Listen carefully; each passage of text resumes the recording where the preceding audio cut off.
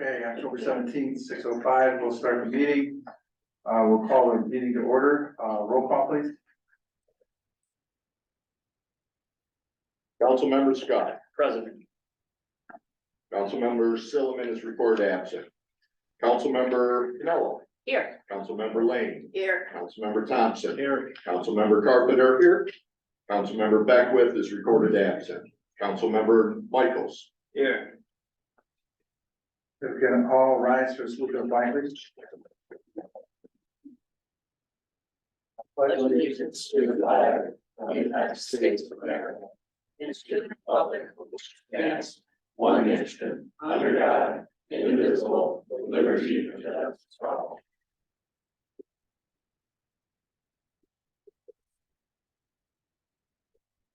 If we could have a moment of silence and reflection for the Israel-Gaza conflict.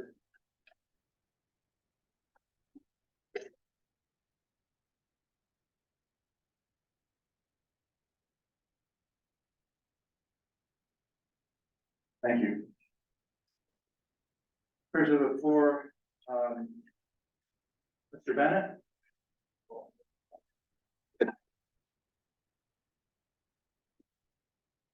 As I'm just gonna hold it because I'm just gonna, it's all the way up here. He knows how to work this stuff. He's good at that.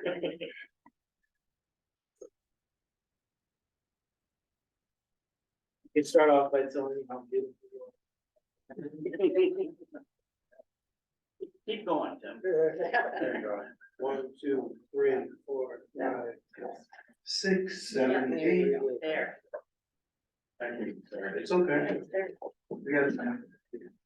Okay, my name's Tim Bennett, the owner and publisher of the Cortland Voice. I'm not here for that. I always give that as a disclaimer, for media and for the paper as well. But, I'm here as a community member. I'm also here to say I'm excited for, the closure of the year and things for next year, bringing many events back.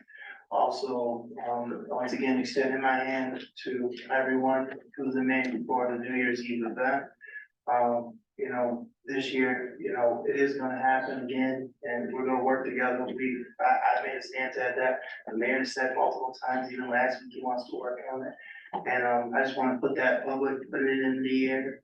I do look forward to that. You wanna get through your budget, that's tonight. Call me tomorrow. Let's get at it. Everything I've done it before, I got the number. I'm gonna do it right, give me a call, we can work together as, that's why I've heard Steve Adam won that bid. So I look forward to working with you, everyone else, and, I look forward to many great things. It'll be reinvented. But, I have good things, already have sponsorship already lined up, so everything is good. So I look forward to speaking more on that. Thank you. Doing it out of the mud. That's a good key. All right, thank you. For sure. And good luck if you do end up doing those court events. Yes, thank you. Okay, presentations, you know, it's been a while since we've had the update on the vermo composting project. Mr. Adams and I were trying to figure out when this has started. Maybe, Rand can remember that date, but it was preceding me when the original started. I think this site has been moved several times. And then the last landing is at the landfill, which is a great partnership with the county that we're looking forward to. And I think it's a great setup for where our refuse goes anyways. And this will be a great for our landfill and for our community to be able to have this action plan. And this is extending a little bit. So and there's a professional agreement. So that's at the end of it. So if we could ask any questions that you might have on that resolution number 7 during the presentation, but we'd appreciate it, Graham, if you could just give us a quick update of where we're at. I'm so happy you're taking me first. I was wondering, number 7, I'll be Yeah, here. we'll let you go first so that you're a guest. I brought some plans and drawings, just one page, just so that you have. Hopefully there are 8 plus copies you can share.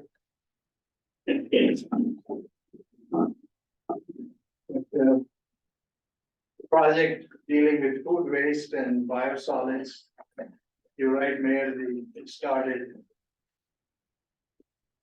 almost 5, 6 years. I looked at it time-wise, it's an ancient project. By this time, we would have made a lot of compost. But the issue of dealing with environmental waste management issues are always very public sensitive. And so there were many changes of site just to make sure that environmental issues, local issues are addressed. And finally, we have a site where we are handling solid waste, but it's going in the landfill. And the idea is for this waste to be at the landfill, but on a separate piece of land, which the plans show, be allowed to sit. These are trenches, so imagine your typical back in your own home, if you have a compost, you buy a little box and you put food and paper and mix it. And it compost after a certain time, you mix it, use it. This is more of a larger scale process. It has been operated for almost 10 years. So whatever we are suggesting is something which has been working for many years at other locations. But this one is just for your own purpose. We applied for a grant, so this project has a 50% grant based on 2 trenches. So you have a $300,000 project that was moving forward over this time.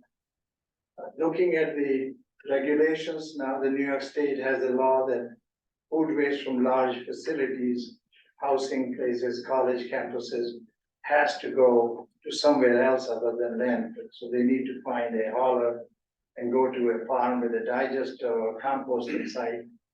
And hauling itself is a costly item to carry from home to the site of disposal. So we want to make sure that it is reasonably located. So we have gone through all those changes. We've designed these projects. This is what you see. This is the 4th version. But our contract, when it was signed, it is still the same old contract. In between, we had to explain to DEC, which has the grant, and saying, if you don't do something, you're gonna take it back. Basically explain to them that there were good reasons why it was relocated. But now we have a site which both county and city have agreed. It's ideal location from expansion point of view. And as more people see food waste recycling through this method, you would need more trenches. So we might as well have a site which can grow rather than a site which is restricting you. So that's the good part about this project. What we have done for this location, recognizing the long-term impacts, is to suggest 4 trenches, because we can see once the demonstration, which is a year-long project, after that, after the demonstration project is over, now what? And we want to make sure that initially we build what will serve you long-term, rather than just do that and say, oh, now we have to build more trenches. So that is what is being proposed. The project cost is $600,000 with 4 trenches, just to double what the 2 trenches is. But there are, since these project started, many new sources of funding, and you are aware of it. There are funding sources from Inflation Reduction Act. There is a New York State Climate Act, CLCPA, that has funding. So we intend to apply for additional grant to cover it while it's being bid, and we received the proposals from solid waste managers and people who construct those facilities. But at the same time, we realize that there are some funds that may be eligible that you may already have that you could check. And I'm referring to ARPA funds that they are given by federal government for environmental projects. So there may be some funds that you already have that you may be able to allocate, but that's your decision. Right now, we are counting on the 150 match, which the city agreed, and getting the additional grant from some other sources. In case we cannot find any other money, then we'll be building 2 trenches, but at least we'll have a price and whatnot. So that's the basic project that we are here. New York State DEC requires reimbursement document for the final site. So we submitted the final site, and we need to now submit a new agreement to process this grant at this site. That's what the grant item number 7 is. So timeline, we signed this agreement, what's the timeline before we will actually start seeing trenches?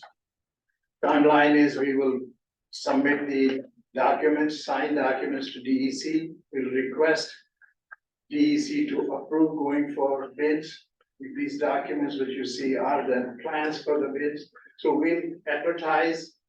I think before we do any of these things, we'll sit down with your environmental committee or whichever committee you advise us to work with and look at what the timings and schedules are, what the funding situation is. But we expect to be constructing next year in spring after the winter. Okay. Anybody else have any questions? I do. Yes, sir. It was several years ago, myself and some other council people had gone over to a site in Cuyahoga County to look at their setup over there. And can you explain the length and width of your trenches? Trenches are about 12 feet wide. And they are about 100 feet long. Okay. About 4 feet deep? Yeah. Yeah, I'm not been to the site you are referring to, but it doesn't matter how wide, you need to be wide enough so you can remove the material. yes, that's And correct. depth has to be just 4 feet because deeper it goes, it doesn't matter, these worms want to be close to surface, not go too far, so they go up and down and consume the organics. Okay, I'm just, right now, I'm just trying to grasp the cost of this project. The cost of the project as the grant was applied is 300,000 for 2 trains. Yeah. Okay, Basically, what you're looking at is protection of groundwater, liners, yeah, impermeability, all the things that people would like to have protection. So those are provided as part of it.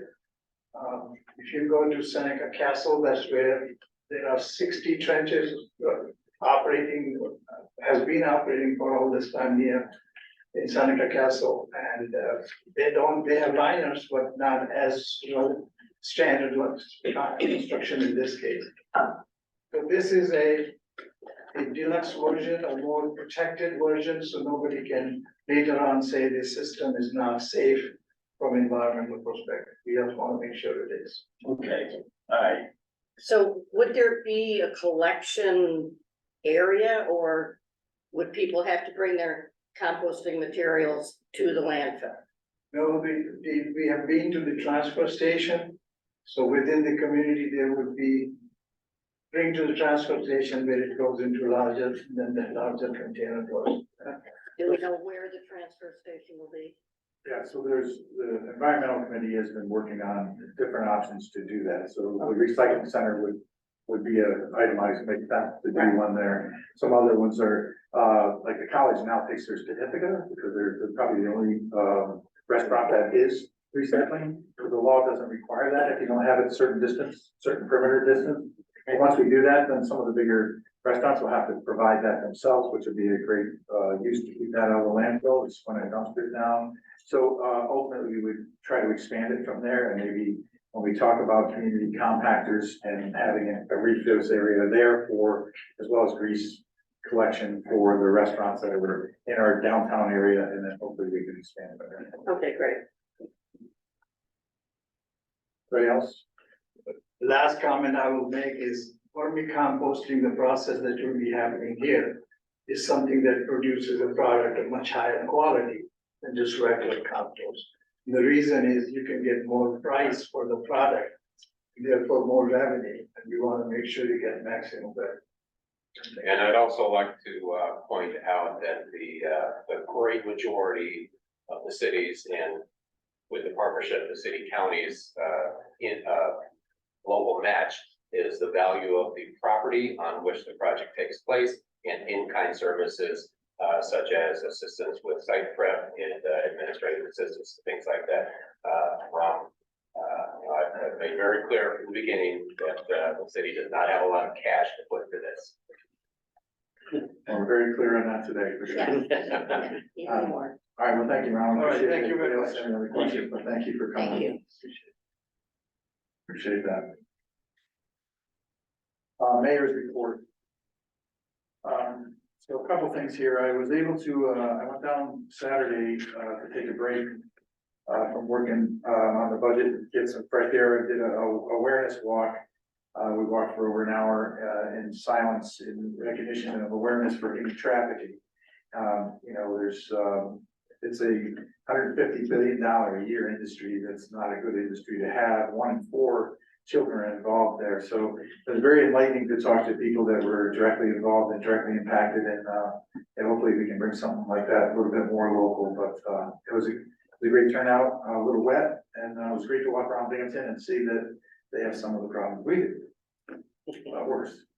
Main Street, you know, construction continues, the issues continues between fiber lines, which is recent, electric lines, you know, trees wrapped around the electric lines when they pull up stumps that put power outage to some of the business, the gas lines that are in the way. We had a water main, break today of, you know, a line that was anticipated being, not live, and it was live, which created a little bit of a water mess down there in an already muddy street. But I think overall, you know, there's been significant delays. So every time it seems like in the last couple months, they run into problems and issues, so they jump to a different area. So we've kind of not been able to plan as well as we want to.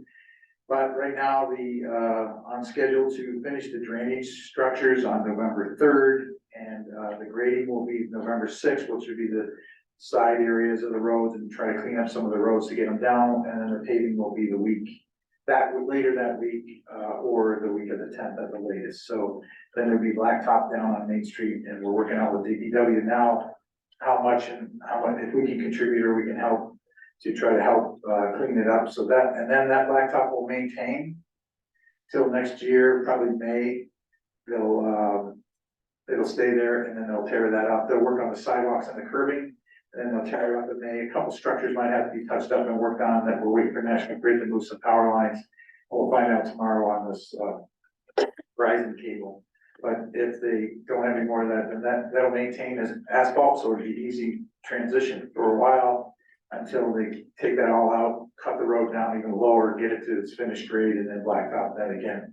So, as of right now, by this time next year, we can have an Oktoberfest out there with a finished product. That's the plan. So let's hope for the best there. Groton Ave, as you know, has started, so it's been a rough couple weeks getting that off the ground and getting everything coordinated as far as traffic. Of course, it seems like we keep shutting down Court Street with issues, including the water main break today, which is constant travel through conflicts there. But now they're on at the corner of Pleasant and Groton, doing that. That's the finish of that main. They're tying in that Pleasant sewage down into the bottom, and they'll go back through and do the laterals in the next couple weeks, next week or so, and then they're gonna blacktop that area, so that'll help relieve some congestion there. Then they'll flip down and go on to towards the bridge where the old Burn Dairy store was, and start working their way back towards Homer Ave, and hopefully get the main in and some of them, the laterals tied into all of them, so that then that heavy sewer work will be done, and next year will be a little bit less impactful, but they will be running out of time, and certainly concerned there. DPW's had a stellar year, and we'll be finished paving those streets next week, which is Grant and Arthur, and hopefully East Court. I don't know the answer to that. Hopefully I get a nod, but hopefully we get to that one as well. And those curbing will be finished up, and they'll get to them this week, and they'll hopefully be out of there by next week, if the weather all works together. Parking update. So parking's been the starting of this changeover, and we recognize where there's a lot of problems in whether business and residential parking, trying to get those numbers figured out. It's still a continuing ongoing process. Everybody's been relatively patient. There's been a few of them, right, Robin, that's been out there, but overall, they've been relatively patient, understanding, but we're really finding out where our problems were and where our needs are, and we're able to work them out. So there is some signings that has to be redone to allow the 2-hour parking in some of those, and make it clear that business parking is open in evenings and nights, and also talk about some, if you had too many overnight parking availability for people for one time off or visiting somebody, they can make that work. So we'll continue to work on that and continue to update that, hopefully in the next month or so. We've been distracted the last couple of weeks. there's a public hearing on November first at 4:30 for, 4042 Main Street for the Ice Place property.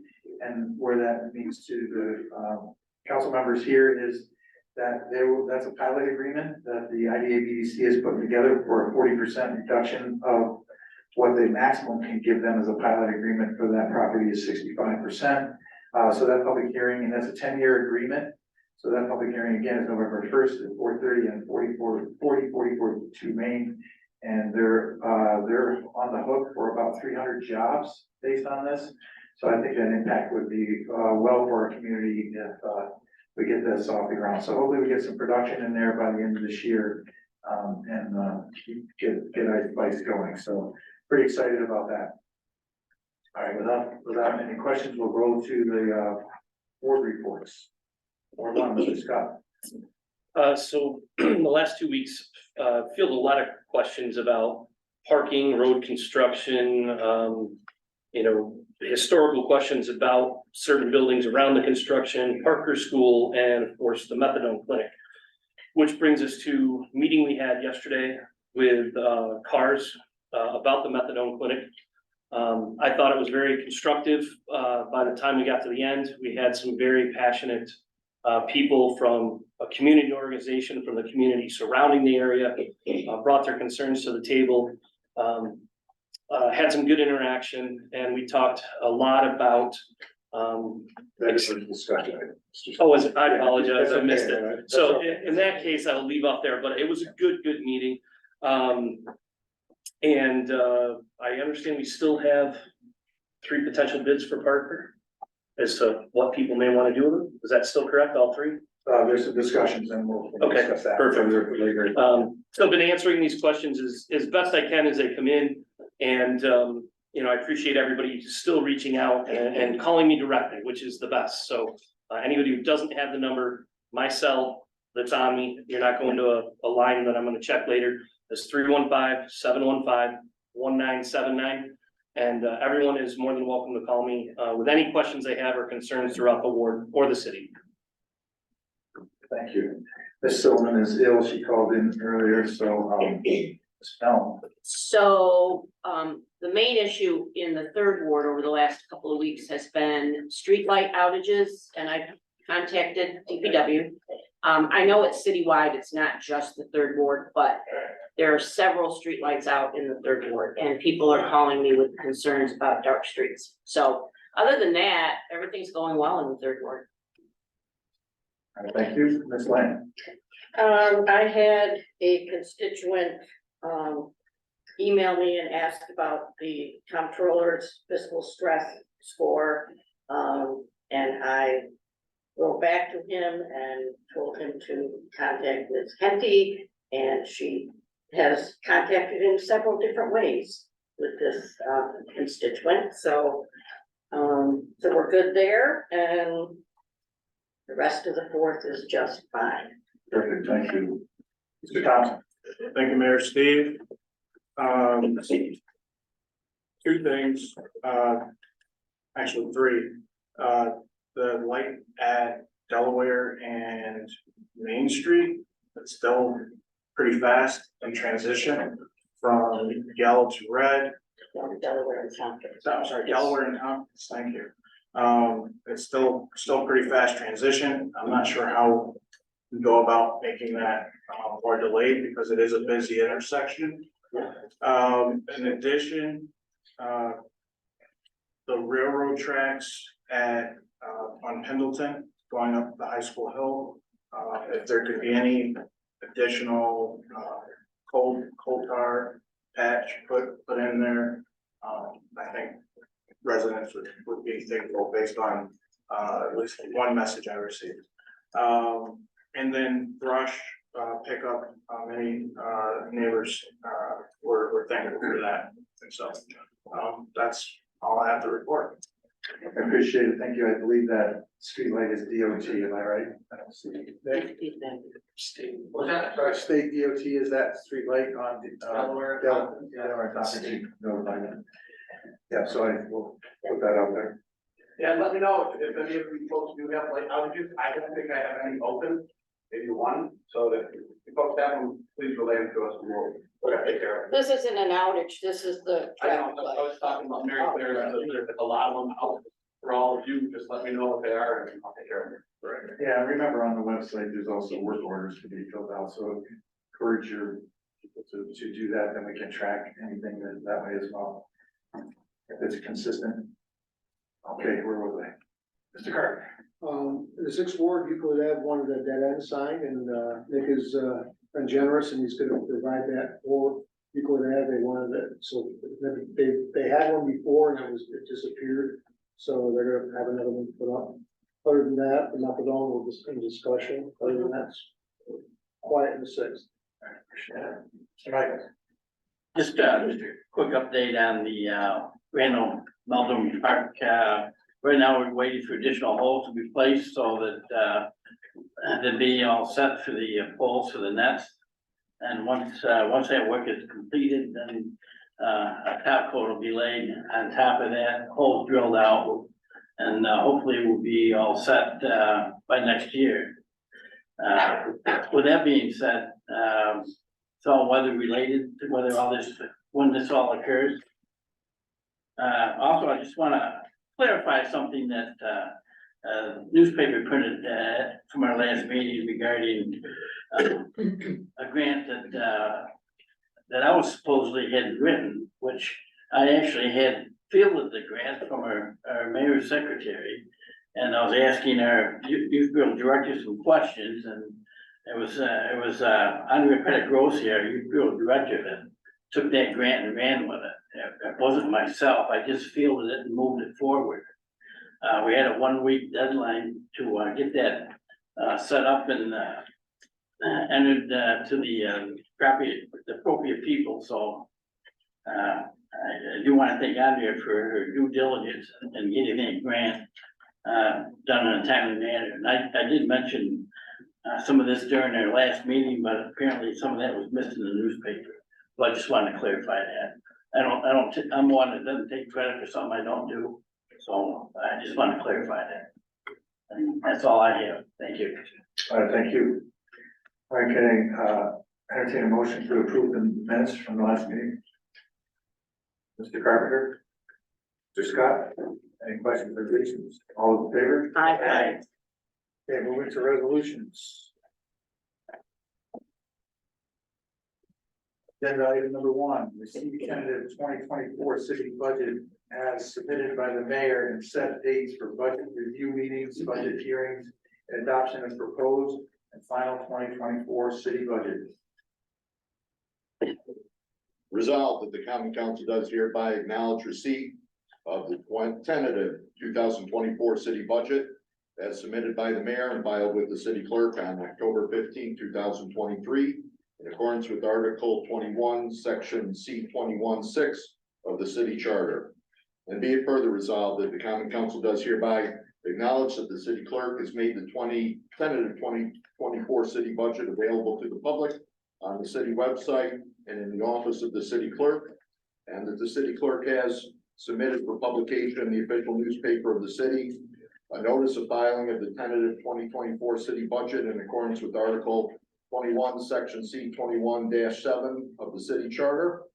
And be it further resolved that for the purposes of fulfilling its duties pursuant to the city charter, the common council will hold budget review meetings, which shall be open to the public in the common council chambers on the 3rd floor of City Hall and video streamed via Zoom.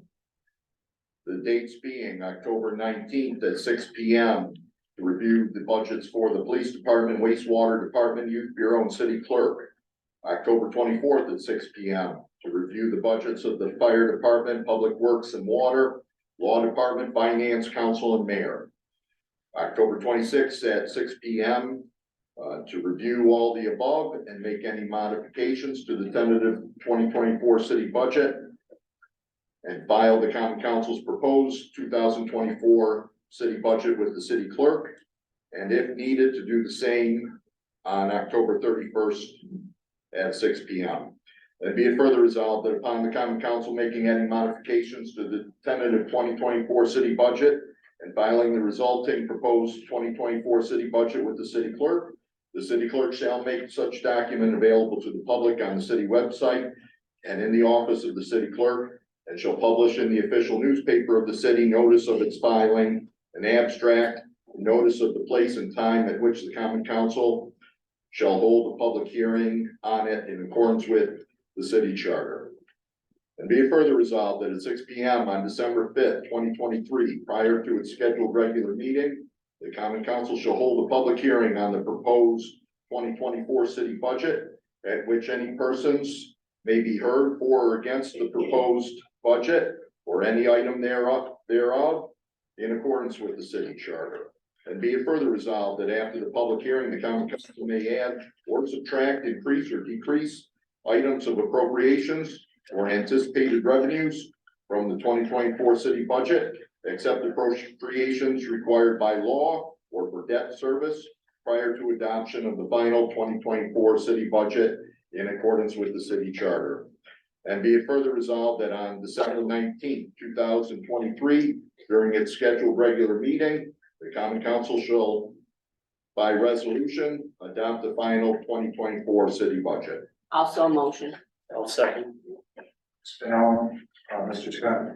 So, I appreciate, Ms. Henty and, our arduous work in trying to get this information out in the best light that we could. Certainly it's nothing pleasant that we all want to share and have. It's been a difficult road as far as we have right now, and the work has just begun. So, it's been a tough couple of years on now, just working through what we have had and trying to make some repairs, but the work is to become after this, so we really need everybody to roll up their sleeves to finish this budget, to try to do what we can. From there, we've taken action, as we, everybody's aware that with our department heads and our employees to go to austerity, to try to reduce as much as we can and anything we can, not that we weren't on top anyways, but just going to bare minimums to do what we can and try to fix our accounting issues that belabor us continually. I guess, unless Ms. Henty has anything else to offer or you have any questions, I think the hard work is going to be coming. We go line by line items through these when we go through it with the department heads to understand what was cut from them and what the impact would be, and maybe, the hope will be that we make other discussions of items that we had talked about that maybe consideration should be made to as well. Do you have anything? She's probably had enough. Yeah. But it's a difficult thing, and probably would have been easier to just mask and push back and not have it come out this time. But I think it's that's what this is about, is just being open and direct and hitting your problems head on, and we have to embrace it and work on it together. So I appreciate everybody's patience and understanding while we go through this process. Sorry, Mayor, I will say one thing, and that is, for the public, the best place you could start, it's 5 pages, read the 5-page mayor's message. That will give you a high-level overview, and then behind that, you have roughly 64 pages of line item detail for each of the departments that can coordinate if you're interested in a particular topic area. And in that mayor's message, we outline potential tentative tax rate increases and the impact that would be for the average homeowner between a wastewater increase on the minimum bill and your regular taxes would be roughly just over $71 annually. For a 90,000, just, that's in the message, but for a $90,000 home, which is about the average according to our assessor, average home now in the city, and then you add on the wastewater minimum bill, so you're looking at about a $71 increase of so we hate to have any of that because fixed incomes, but that's at 4%, and if we can be more aggressive than that, that would be awesome, because we are limited by the comptroller's office, which I have contacted the comptroller's office and waved the white flag and been in conversations with them. I had 2 today and 1 yesterday. The comptroller himself called me yesterday, which is very nice and very gratifying in some aspects, but there's not a lot they can do. So that was very frustrating in some aspects, but they're very supportive in trying to do what we can. But they're willing to look at what our corrective action plan is and what we're proposing of our corrective action plan that I have. They're willing to look at that to make sure that we're not missing anything, or maybe some better suggestions, but they can't necessarily guide us off of that course because they might have to audit it. So but we got some cooperation there, so I'm excited about that, I guess, in some aspects, but again, I appreciate everybody's understanding and patience in trying to work this out. All right, anybody have any questions? All right, with that, we'll move it, please. Councilmember Scott. Aye. Councilmember Pinello. Aye. Councilmember Lane. Aye. Councilmember Thompson. Aye. Councilmember Carpenter. Aye. Councilmember Michaels. Aye. Agenda item number 2, amend the 2023 adopted budget by $9,000 to recognize revenues not appropriated in the original budget. Resolved that the city of Cortland Common Council on this third day of October 2023, that the 2023 budget be and is hereby amended in the amount of $9,900 as outlined in the accompanying table. Motion. Mr. Scott. Michaels. Any questions on this? I wish these revenues could add a couple zeros, but move with that. So, okay, move it, please. Councilmember Scott. Aye. Councilmember Pinello. Aye. Councilmember Lane. Aye. Councilmember Thompson. Aye. Councilmember Carpenter. Aye. Councilmember Michaels. Aye. Agenda item number 3, authorize letter in support of senior housing project proposed by the Cortland Housing Assistance Council.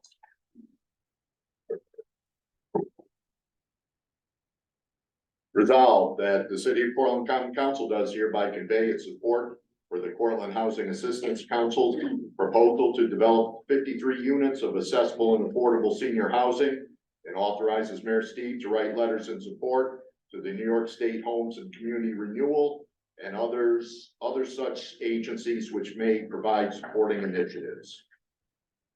Mr. Scott, Ms. Lane. I believe they're in the audience if you have any questions regarding this, but certainly housing is a need, and this, I think, meets a lot of our housing needs. I think it could be a good project over there. Anybody else? And move it, please. Councilmember Scott. Aye. Councilmember Pinello. Aye. Councilmember Lane. Aye. Councilmember Thompson. Aye. Councilmember Carpenter. Aye. Councilmember Michaels. Aye. Agenda item number 4, authorized mortgage subordination and agreement. Resolved that the city of Cortland subordinates its mortgage instrument number 2022-05850, recorded on November 2nd, 2002 with the Cortland County Clerk. Said subordination to facilitate a new first mortgage with a private lender in the approximate amount of $40,000 for said owner, and further authorizes Mayor Steve to sign a subordination agreement for the same. I'll move it. I'll second. Mr. Allen, Mr. Scott, any questions? Move it, please. Councilmember Scott. Aye. Councilmember Pinello. Aye. Councilmember Lane. Aye. Councilmember Thompson. Aye. Councilmember Carpenter. Aye. Councilmember Michaels. Aye. Agenda item number 5, set required second public hearing for community development block grant CDBG number 285 HR 320-21, which provided funding for the city's income property housing rehabilitation program administered under the New York State Small Cities CDBG program. Resolved that the city of Portland Common Council does hereby schedule a second public hearing for the community development block grant, which provided funding for the city's income property housing rehabilitation program administered under the New York State Small Cities CDBG program, to be held prior to its regularly scheduled common council meeting, November 21st, 2023 at 6 p.m. in the common council chambers, 3rd floor of City Hall. I'll move it. So, Mr. Carpenter, Ms. Powell, Mr. Carpenter. Anybody have any questions on this? I think. Councilmember Scott. Aye. Councilmember Pinello. Aye. Councilmember Lane. Aye. Councilmember Thompson. Aye. Councilmember Carpenter. Aye. Councilmember Michaels. Aye. Agenda item number 6, appoint tenant representative to the Cortland Housing Authority Board. Resolved that Deborah Cuthbert is hereby appointed to the Portland Housing Authority Board for a term beginning August 1st, 2023, and expiring December 31st, 2025. I'll move. Mr. Scott, Mr. Carpenter. Yeah, again, this recommendation is from the authority, Portland Housing Authority Board. Councilmember Scott, Aye. Councilmember Pinello, Aye. Councilmember Lane, Aye. Councilmember Thompson, Aye. Councilmember Carpenter, Aye. Councilmember Michaels. Aye. Agenda item number 7, authorize mayor to sign professional services agreement for food waste thermal composting project. Resolved that the city of Portland Common Council authorizes Mayor Steve to sign an agreement for professional services with Larson Engineers of Rochester, New York, for work on the food waste vermicomposting project for an amount not to exceed $33,500, contingent upon the New York State Department of Environmental Conservation's extension of the grant reimbursement period. Mr. Carpenter. Mr. Tom, I'm sorry, I want to call him Tom. Mr. Michaels, all right. Anybody have any questions? So I think we went through that pretty good with, okay, go with it. Councilmember Scott, Aye. Councilmember Pinello, Aye. Councilmember Lane, Aye. Councilmember Thompson, Aye. Councilmember Carpenter, Aye. Councilmember Michaels. Aye.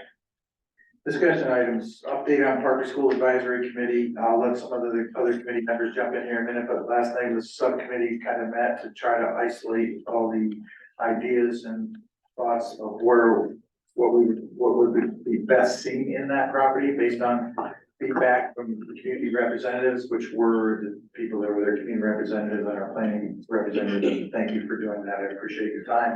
It was very helpful, and I think the plan is to have, at our next meeting, to ratify that and then bring something back to this council on the 21st on recommendations from that committee, so we can finally get something moving forward on this to make things happen. I don't know if anybody else wants to speak on the other committee meetings, but I think it's been very positive dialogue, good communications, good ideas, good thought process. I'm very pleased. It's great to get to know some of these other people that really care about our community too. It's never a doubt, but it's nice. It's refreshing to see that and see people work together to try to resolve something instead of complaining about it, which is great. So, It's been very insightful. It really has, all the different ideas. So, good. everybody else? Okay, discussion item number 2, update on discussion of acute medical addiction recovery services was the CARS program community concerns, which is going on Euclid Ave, the methadone treatment. Mr. Scott, I apologize for cutting you off. before, Yeah, and, I missed it. I I just want to make apologize. sure, I don't want to lose that synergy of your good statements, because I think you can overview the meeting, so if you don't mind reiterating a little bit. Sure, so, the meeting was, it was a good meeting. I mean, we definitely, there's a small community group. I don't know if they've titled it. Does anybody know if they titled that group? But it's a small community group, that is taking, information back to their community. It's made up mostly of the people on Miller, Euclid, surrounding areas. You know, there's concerned people within quite a radius of that area. I thought we had some very strong opinions about, how the community felt about it going there. But once that was quelled, I thought it was a good exchange. I thought everybody came to the point where, you know, we understand this is going to happen, but maybe we can make it happen a little better.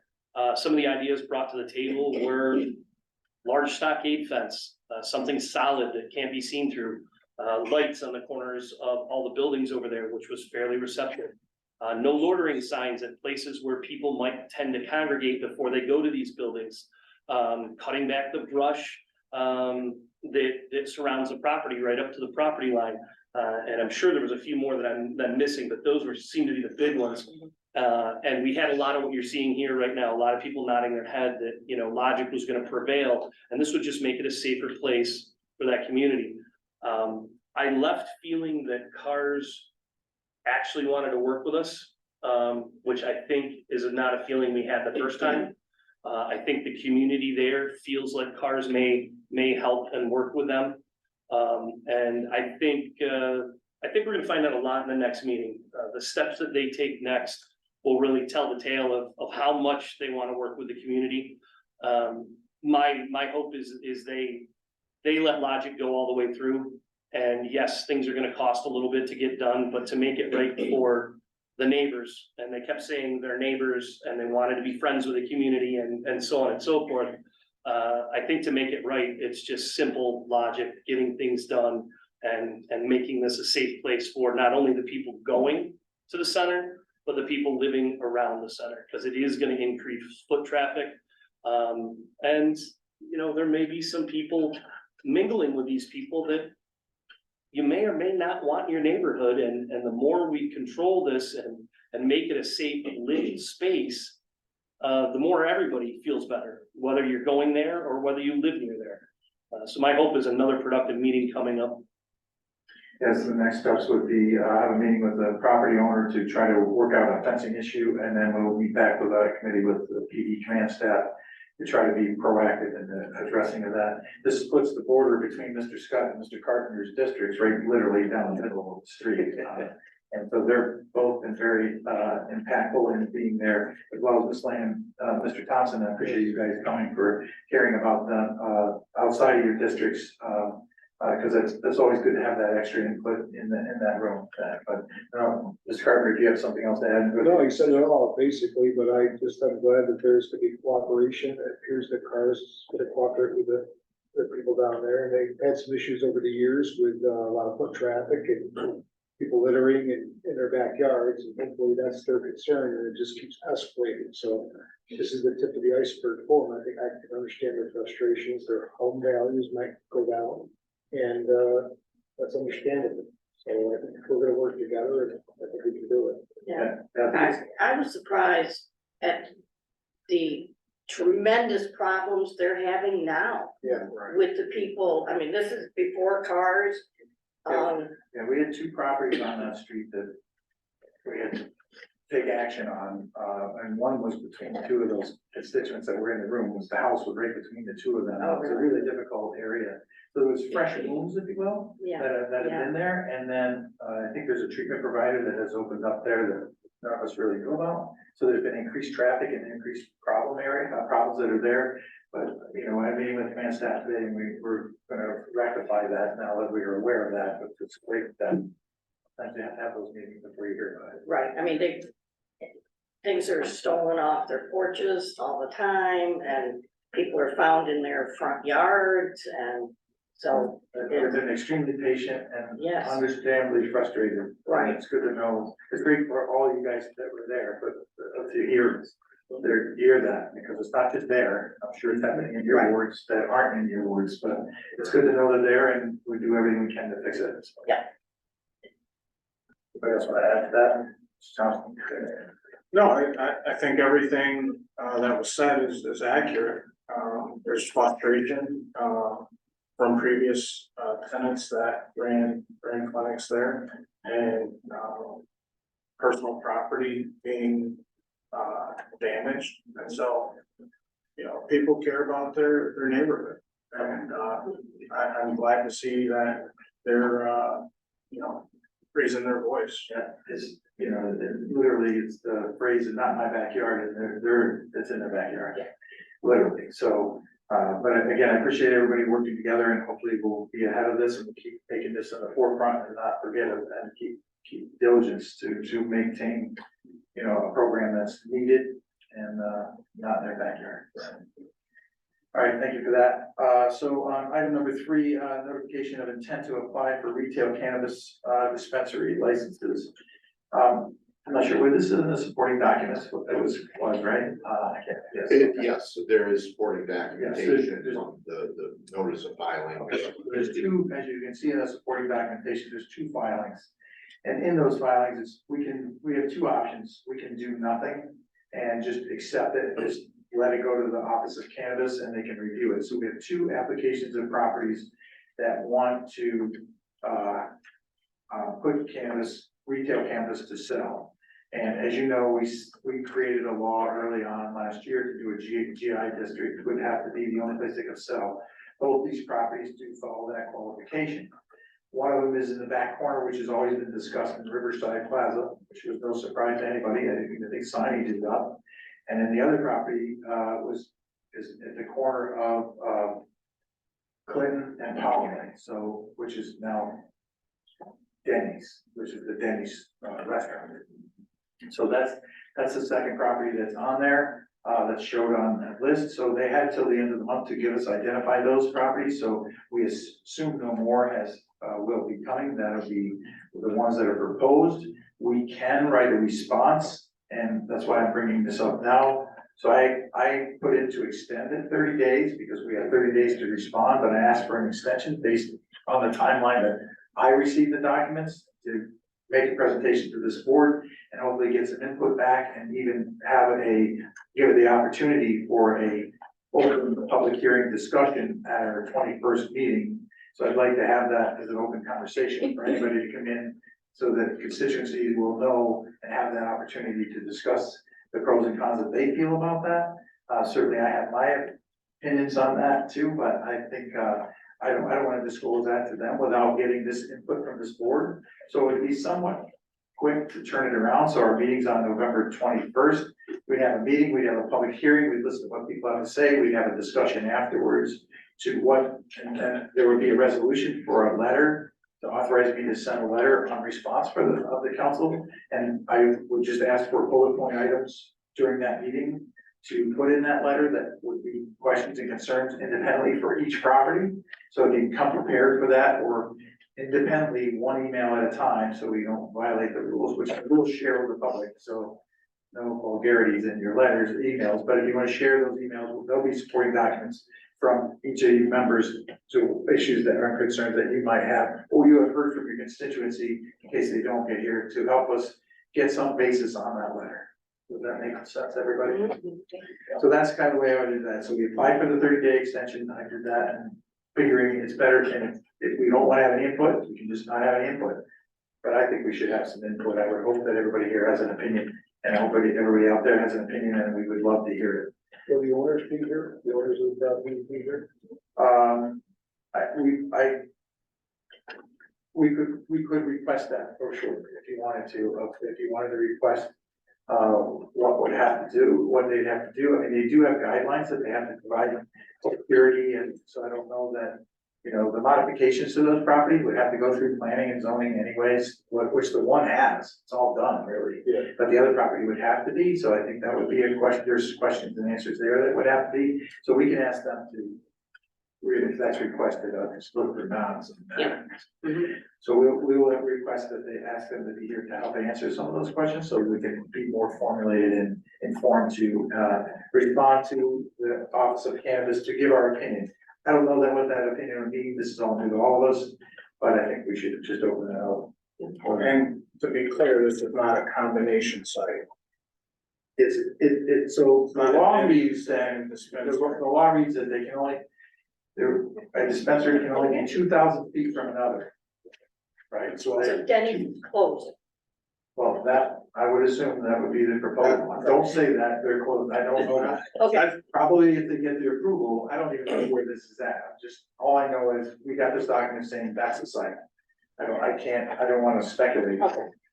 that part. I don't So wanna it put that on could anybody. be a combination site. Mayor, if you don't mind. Yeah, please. So obviously this is new to all of us, like you said, but what any applicant has to do is provide a notice of intent that they're going to apply. So before they even begin the process, if they haven't already, municipalities and their constituents get to weigh in. It's just the municipality's letter, opinion, what the community thinks is just one of many factors that the Office of Cannabis Management will consider. They still have to check all those other boxes, whatever those might be, and there's a ton of them. But this is just one extra thing to allow community input. I think it's not something we have to do, but I think it's important that we do solicit that feedback. And that's all it is. Like this application hasn't gone through yet with respect to Denny's, I don't know, but someone who wants to do it has to provide the municipality with enough notice to weigh in before they really get that process.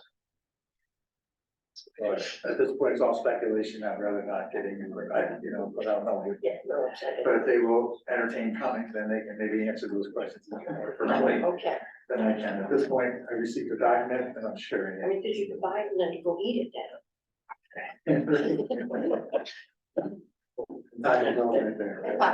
Right there. So we will advertise for a public hearing Public hearing. on the topic, for November 21st. And I would like to do them both separate. To Public hearing, a public hearing for each address. Because I think the input is not in general, I mean, that's already been, discussed and approved basically overall and, independent. So that's what I have on canvas. Anybody has any questions on that?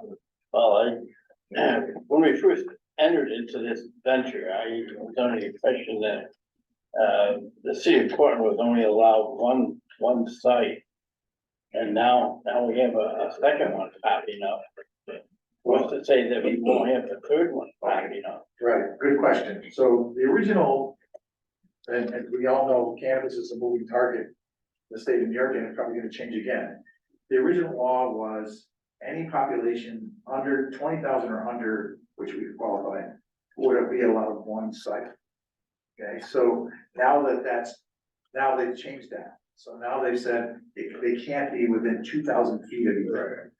And that's by the way the crow flies. So it doesn't matter how many population you have, but based on where our district is, we kind of limited that area alone. And then, but if you took, and I've only done it through Google Earth, but it's 1,500 feet by the way the crow flies from this one proposed site to the other proposed site. So only one of these two would be allowed by the cannabis management. That's for sure, based on where that's located. So they won't both be authorized. That part I can assure you. Okay. It'll just be one or the other. But the law has changed from the original inception, what it has, surprise, to 20,000, but you can, there would be an ability, let's say, to not put the 53 units in your housing up and put one over there. That would reach from one of those sites to the other. That would be the distance to that, but I was certainly not proposing that. But that's the way the law is. Okay, yep, thank you. Anybody else? All right, with that, I think, was that the end of it, Andy? Oh, with that, I'll accept the motion for adjournment. Oh, yeah, What was that one additional thing that you're gonna raise with respect to the school resource? sorry? Yeah. School resource officer, is that? Yeah. Yeah, sorry.